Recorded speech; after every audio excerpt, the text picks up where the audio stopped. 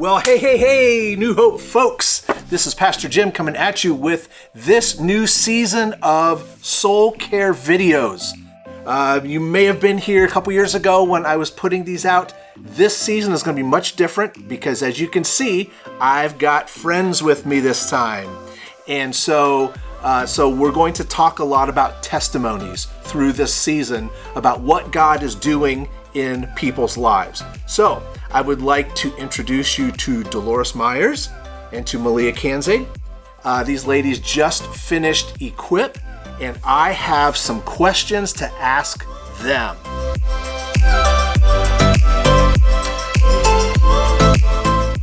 So let's start with Malia. What was a difference that was made in your life? Kind of talk about the difference that was made in your life during Equip in this last season. I think in the last season of Equip, I kind of gathered more of like a different perspective of just walking with God and like my intentions and just making sure my focus was always on God and directing my focus more on, just the way I interact with people and showing kindness and just living the way that I feel like God's leading me to live and focusing on stuff that, that's more important, instead of going with what I think is important. Yeah, that's cool. So, yeah. Cool. Okay. So maybe what were some teachings that particularly stood out to you in Equip? When you taught us about your backpack, and the love boxes, the love tanks, the love tanks, yeah, because I think of that a lot, thinking, oh yeah, they should not be in my love tank. Other people shouldn't be in the tank. Other people should not be in my tank. Only God should be in there. So I really think about that a lot. And I feel like I have more compassion for different people than what I had in the past. Yeah. So when you kind of had that idea that there was more of a dependence on people because they were in your love tanks versus when you recognized that God wanted to be the only person in that love tank, how did you feel like that made a difference inside of you and how you were interacting with people? Well, see, and I never thought about only having him in my love tank. Yeah. But God has taken care of me for years, like since I've been out on my own in about 2000, I've noticed everything that he was doing and still does, and I didn't really notice before. Yeah. And so he really shows up in different ways in my life. That's cool. Okay, Malia, let's shift back over to you. What was a teaching or some of the teachings that you pulled out of Equip that really made a difference to you? Piggybacking off of Dolores, like the backpack, realizing that, some of the burdens that we have in everyday life is not our burden to carry, that we need to let it go and give it to God and let, him help us through the process of, certain things and, just doing things that he wants us to do. And right. Yeah. Right. Very cool. So as you were walking through that process of Equip and you and Jesus was doing different things inside of you, can you talk about, is there one specific thing that stands out to you that I am different now because of something that God has done in me over this last year? What is maybe one big difference that you can see in yourself because of what God's been doing? I think it would be giving yourself grace and realizing that God's already gave us the most powerful grace and forgiveness that we can receive, and that, we in turn can give other people that grace and forgiveness. Yeah. Have you felt yourself doing that? Yes.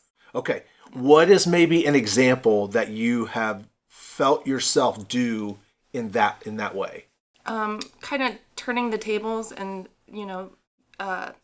thinking if I was in that situation or, if I'd been in that situation, which, I just kind of think, like, how would I respond? And I try to treat people the way that I wanted to, be treated in that situation. Yeah. Okay, cool. Okay. Thoughts? Yeah. I just had a thought. Oh, I can't rely on myself. I need to rely on God. Yeah. And when a situation comes up, I just think, God's got my back. He's going to get me through this and help me out. And that's helped me a lot. Yeah. With different situations that come up. That's cool. That's cool. Okay, so one more question that I want you guys to think about. What would you say to someone who is on the fence about becoming really intentional in their faith walk and not just kind of when it's convenient or when we feel like it? What would you say? What advice would you give to that person about being super intentional about growth in their faith? You can't do this alone. You You need God walking with you. You need a personal relationship with God. Yeah. And let him take care of your stress and burden. And you felt that this year? Yeah. Yeah. That's awesome. Okay. Malia, what about you? What's that one thing that you would tell someone about being intentional about their faith walk? I feel if God puts it on your heart that you need to do this, then, you need to do this. Yeah. And that, he has a plan and a purpose, and we need to make sure that that's what we do, is that if he wants us to do that, then there's a reason why he put it on our hearts to do it. So, and we can't do it alone, so. And then trust the process. Yes, trust the process. 'Cause God's telling us. Right on. Yeah. That's great. Okay, well, these two ladies just spent a whole year walking with this group, with this Equip group. Now, we just started a new Equip cohort. So if you want to jump into that, it's got to be really quick because they're already started. Even if it's not that for you, find something that will cause you to grow. Like these ladies just said, you can't do it on your own. Find either a group of people in a small group.